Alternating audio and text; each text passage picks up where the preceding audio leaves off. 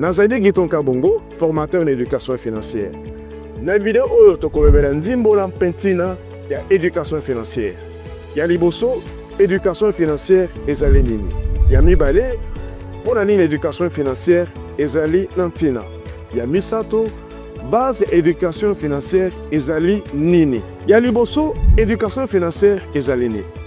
Ezali lolenge ya koyekola bizaeli malamu ya kosalela mbongo na bwana nyonso na mokuse kosala budget. Ezali pe olenga ya koyekola kosala ekonzo ya kozwa nyongo mpe kosolola na confiance nyonso na banque. Ya mibale mpona nini éducation financière ezali na ntina. Ezali kosunga yo oyeba kosala budget mpona kodepanse mbongo nekenge. Obongisa mpe okokisa makambo oyo olingi kosala na mbongo. Ozwa makoki ya kobomba mbongo mpe oyeba epai wapi okoki kobomba yango. Oyeba kodepa mbongo na banque na ntina. Oyeba ndenge nini kosona confiance nyonso na banque bakosa yo te. Omesana na teknoloji ya lelo banque ekomi kosalela.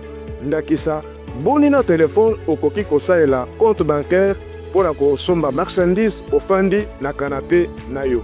Ya misato nini ezali kosala base to moboko ya éducation financière. Éducation financière efandi na makambo mitano. Ya liboso budget to esaleli ya mbongo na yo. Ya mibale épargne to kobomba mbongo. Ya misato crédit to kolefa mbongo na banque. Ya mine koyeba makoki mpe ndingisa na yo mpona kosolola malamu na banque. Ya mitano bateknologie ya sika oyo banque ekomi kosalela. Ndakisa kosalela batransaction na telefone.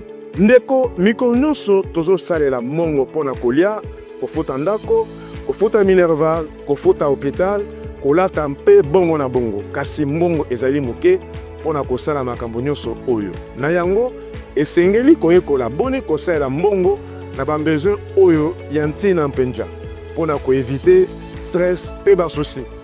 Na video ekoya nsima tokoyekola boni kobongisa yambo maye ya kosalela yango mbongo. Mpona kozanga te, abonnez-vous sur Microfinance à l'ère des Congo, YouTube, Facebook, Instagram, et TikTok. Tobenga biso na téléphone, topé na WhatsApp, na 085 130 68 37. Ko bossa na tendeko, bomba mbongo na yo.